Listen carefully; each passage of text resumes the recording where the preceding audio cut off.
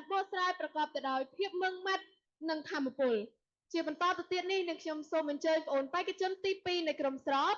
ឡើងមកធ្វើការបង្ហាញនៅតែល័យកទី1ទី2របស់ខ្លួនបងមានរយៈពេលចំនួន4នាទីសម្រាប់ការបកស្រាយសូមអញ្ជើញ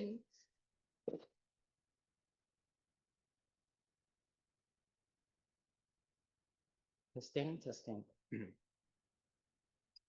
អង្គវេទិកាទាំងមួយជាទីគោរពការអភិវឌ្ឍប្រទេសជាតិឲ្យមានការរីកចម្រើនតើអាចខ្វះបានទេនាយកជនប្រកាសណាគឺពុំអាចខ្វះបានឡើយជាពិសេសគឺយុវជនដែលមានទីចំណេះដឹងហើយប្រើប្រាស់ចំណេះដឹងនៅក្នុងការកសាងប្រទេសជាតិឲ្យមានវិបុលភាព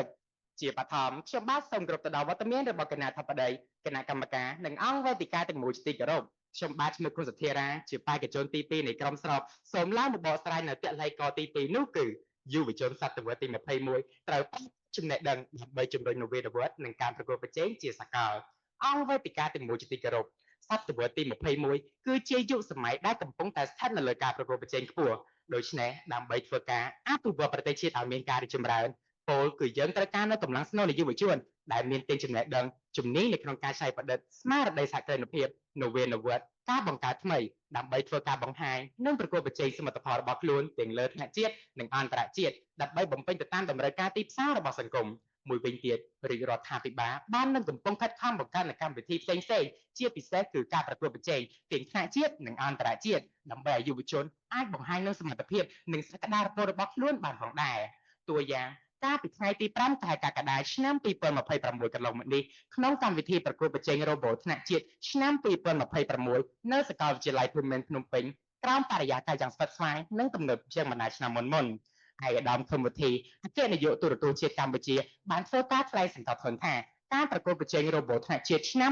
2026នេះពិតជាមានលក្ខណៈពិសេសនិងវិវត្តជាងបណ្ដាឆ្នាំមុនដោយសារតែរ៉ូបូតដែលយុវជនបានយកមកប្រកួតគឺប្រព្រឹត្តទៅដោយប្រព័ន្ធមេកានិករួមបញ្ចូលទាំងប្រព័ន្ធបច្ចេកវិទ្យា AI មុខងារក្បួនគណនាដោះស្រាយនិងប្រព័ន្ធ sensor វាស្ទង់ទំនើបនេះសបញ្ជាក់ឲ្យយើងឃើញថាយុវជនកម្ពុជាមានសមត្ថភាពអាចប្រើប្រាស់នូវចំណេះដឹងដល់ប្រព័ន្ធបដិវត្តកម្ម Digital នៃសង្គមបរិយាកាសយ៉ាងបានយ៉ាងពិតប្រាកដមួយវិញទៀតនោះបើយោងទៅតាមការពីថ្ងៃទី16ខែមិថុនាឆ្នាំ2026កន្លងមកនេះយុវជនកម្ពុជា3រូបបានចូលរួមកម្មវិធីជជែកដេញដោលជាភាសាអង់គ្លេសនៅក្នុងព្រឹត្តិការណ៍ JCI Asia Pacific Conference ឆ្នាំ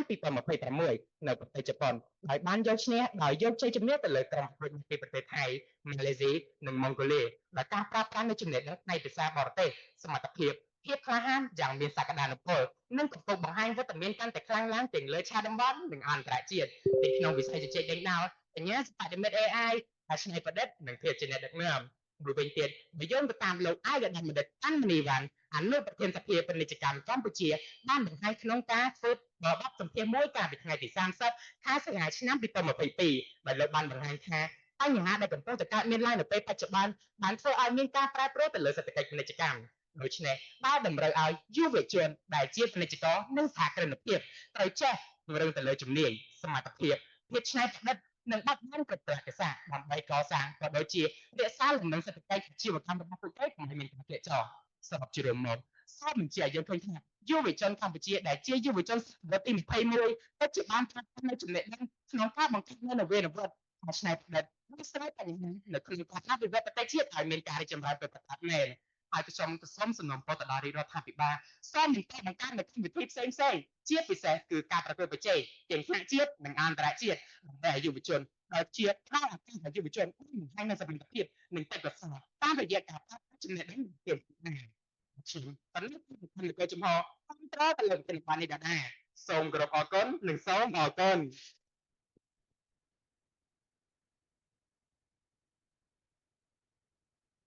សូមអរគុណបងអូនដែលបានបកស្រាយ